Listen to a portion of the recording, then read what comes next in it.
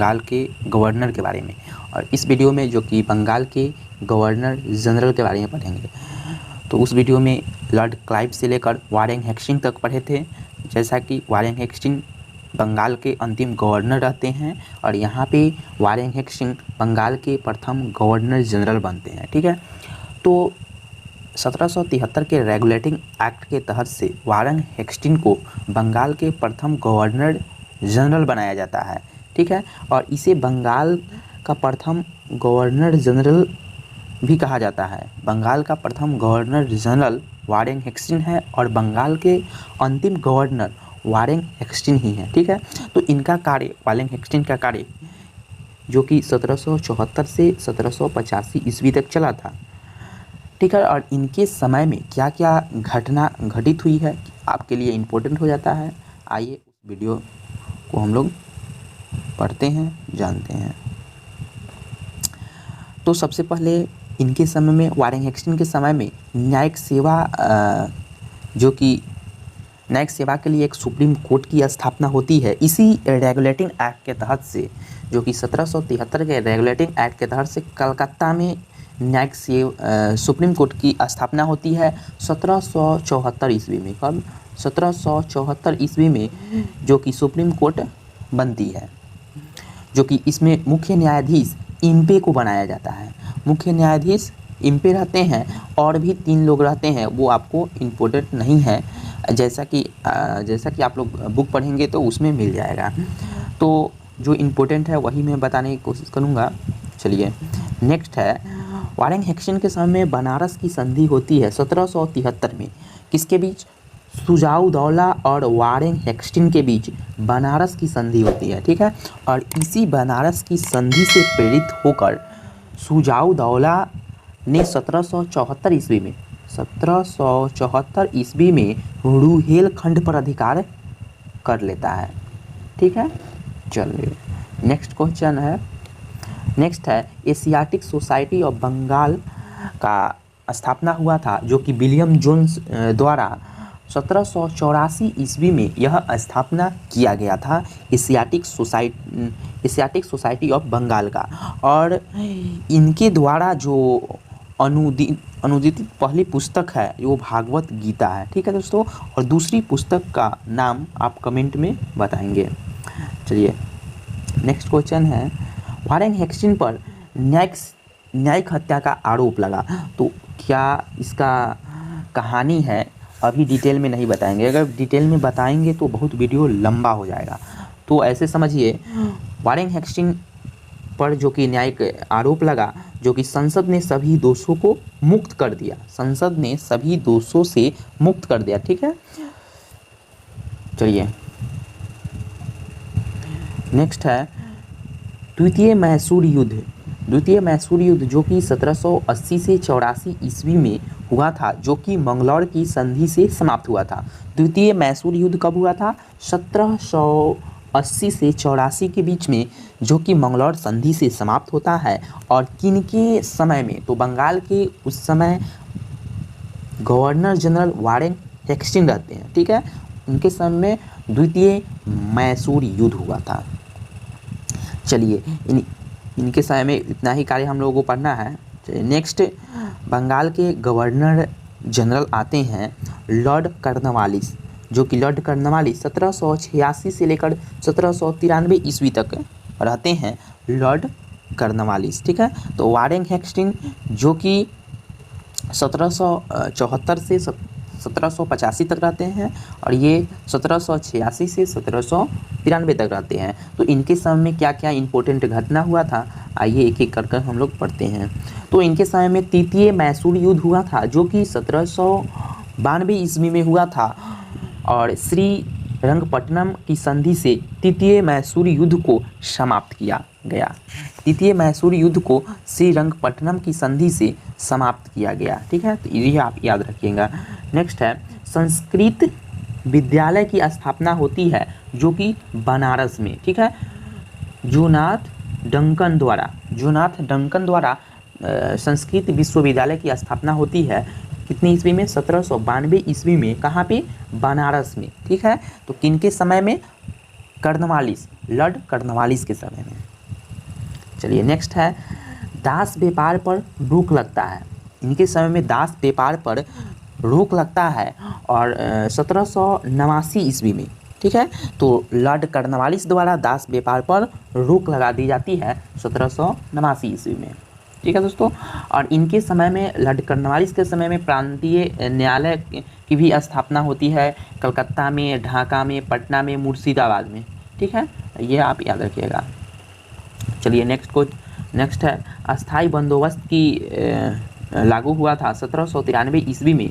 जो ये कहाँ पे लागू हुआ था अस्थाई बंदोबस्त, जो कि बंगाल और बिहार में ये लागू हुआ था, जो कि इनके द्वारा जो जमींदार भूमि का स्वामी माने जाने लगे, जो कि RC दत्त ने अस्थाई बंदोबस्त का समर्थन किया था, ठीक है।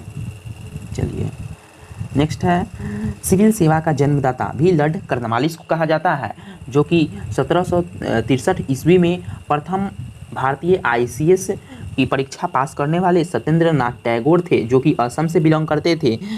और 1873 ईस्वी में जो कि प्रथम ICS की परीक्षा पास करने वाले सत्येंद्र नाथ टैगोर, जो कि असम से बिलोंग करते थे। और 1853 ईस्वी से यह प्रतियोगिता परीक्षा का आरंभ हुआ इंग्लैंड में, ठीक है। और सुभाष चंद्र बोस भी पास किए थे इस परीक्षा को, और वो त्यागपत्र दे देते हैं, ठीक है दोस्तों। और जो कि आगे चलकर लीटन ने आता है, आगे चलकर लीटन आता है और इसको घटाकर 19 वर्ष कर देता है, ठीक है। जन्मदाता भी लॉर्ड कॉर्नवालिस है, ठीक है दोस्तों। पुलिस सेवा का जन्मदाता किसको कहा जाता है, लॉर्ड कॉर्नवालिस को कहा जाता है, ठीक है। तो ये आप याद रख सकते हैं। चलिए नेक्स्ट है बंगाल में गवर्नर जनरल के रूप में सर जॉन शोर आते हैं। लॉर्ड कॉर्नवालिस के बाद सर जॉन शोर आते हैं, जो कि 1793 से 1798 ईस्वी तक। और इनके समय में क्या क्या घटना हुआ था ये एक एक पढ़ते हैं। इनके समय बेसी घटना नहीं हुआ था, जो इम्पोर्टेंट है आपको वही पढ़ाया जाएगा। तो नेक्स्ट इनके समय में घटना जो कि चार्टर एक्ट के तहत 1793 ईस्वी में पारित हुआ।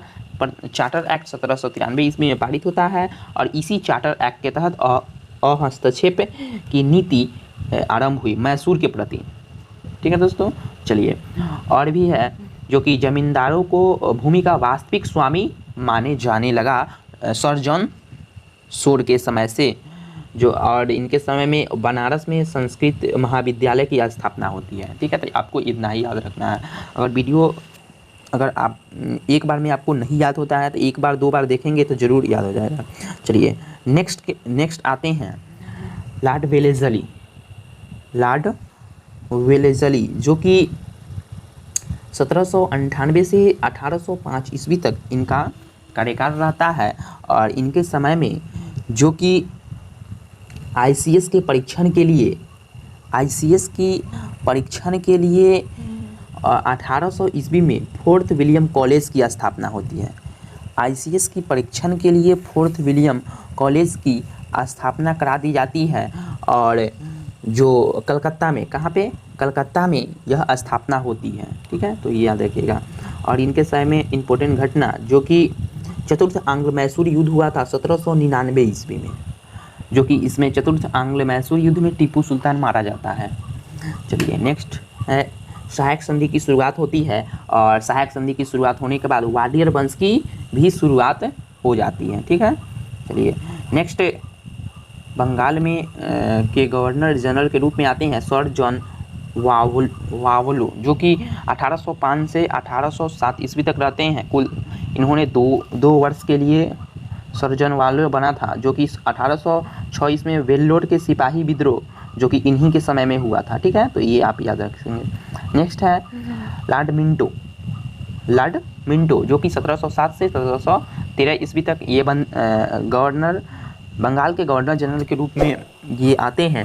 और इनके समय में क्या क्या इंपॉर्टेंट घटना हुआ है आइए पढ़ते हैं। तो इनके समय में जो कि रंजीत सिंह के साथ 1809 ईस्वी में प्रसिद्ध अमृतसर की संधि हुआ था। किसे? अमृतसर की संधि, ठीक है। और अंग्रेज़ों द्वारा अंग्रेज और रणजीत सिंह के दोनों द्वारा, ठीक है, अमृतसर की संधि हुआ था और अंग्रेजों की तरफ से अध्यक्षता कर रहे थे चार्ल्स मेटकॉक, ठीक है। तो लॉर्ड मिंटो में यही आपको याद रखना है। चलिए नेक्स्ट है लॉर्ड हेस्टिंग्स, जो कि 1813 ईस्वी से 23 ईस्वी तक इनका कार्यकाल रहता है। और इनके समय में क्या क्या घटना हुआ है आइए पढ़ते हैं। जो कि इनके समय में चतुर्थ आंग्ल मराठा युद्ध हुआ था 1817 से 1818 ईस्वी में। और चतुर्थ आंग्ल मराठा 1817 से 1818 ईस्वी तक चला था। और मराठा संघ का चतुर्थ आंग्ल मराठा युद्ध के बाद मराठा संघ का अंत हुआ और पिंडारियों का दमन होता है। पिंडारियों का दमन जो कि 1824 में होता है। पिंडारियों का दमन 1824 में होता है। रैयतवाड़ी प्रथा जो कि 1820 में हुआ था, ठीक है। रैयतवाड़ी प्रथा 1820 में हुआ था। और आंग्ल नेपाल युद्ध जो कि 1814 से 16 तक चला था। आंग्ल नेपाल युद्ध जो कि 1814 से 16 तक चला था। और इसी युद्ध के समाप्ति के बाद 1816 ईस्वी में सगौली की संधि होती है। किसकी? सगौली की संधि होती है 1816 ईस्वी में, ठीक है। तो ये आप याद रख सकते हैं। चलिए नेक्स्ट, बंगाल में गवर्नर जनरल के रूप में आते हैं लॉर्ड एम्स्टर, जो कि 1823 ईस्वी में ये बंगाल के गवर्नर जनरल बनते हैं। और इनके समय में दोस्तों हुआ था कि प्रेस पर प्रतिबंध लगा दिया गया था। जो प्रेस पेंडिंग होती थी उस पर प्रतिबंध लगा दिया था, ठीक है। तो इनके समय में यही आपको याद रखना है, इंपॉर्टेंट हो जाता है। नेक्स्ट है लॉर्ड एम हस्टर्ड, जो कि 1823 से 1828 तक इनका कार्यकाल रहता है। बंगाल के गवर्नर जनरल के रूप में आते हैं। और इनके समय में क्या क्या घटना हुआ है आइए पढ़ेंगे। जो कि आंग्ल वर्मा युद्ध हुआ था 1824 से 26 के बीच में। आंग्ल वर्मा युद्ध 1824 से 26 के बीच में। और यंडबू की संधि इसी आंग्ल वर्मा युद्ध के बाद यंडबू की संधि हुआ था 1826 ईस्वी में, ठीक है। और कलकत्ता में गवर्नमेंट संस्कृत विद्यालय की स्थापना होती है, कॉलेज की, जो कि 1824 में होती है, ठीक है। और जो कि 1824 ईस्वी में जो कि बैरकपुर की छावनी में सैनिक विद्रोह हुआ था, जो कि यह लॉर्ड एम हस्टर द्वारा दबाया गया था सैनिक विद्रोह को, ठीक है। तो इनके समय में आप इतना याद रख सकते हैं।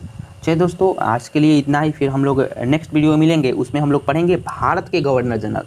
तो हम लोग ने बंगाल के गवर्नर के बारे में पढ़ लिए, बंगाल के गवर्नर जनरल के बारे में पढ़ लिए, जो कि बंगाल के अंतिम गवर्नर जनरल लॉर्ड एम्हर्स्ट, जो कि 1823 से 1828 तक रहते हैं। और हम लोग नेक्स्ट में पढ़ेंगे भारत के गवर्नर जनरल के बारे में, जो कि भारत के governor general Lord William waiting के बारे में पढ़ेंगे, ठीक है। वेटिंग के बारे में पढ़ेंगे, तो उसको हमने नेक्स्ट वीडियो में पढ़ेंगे।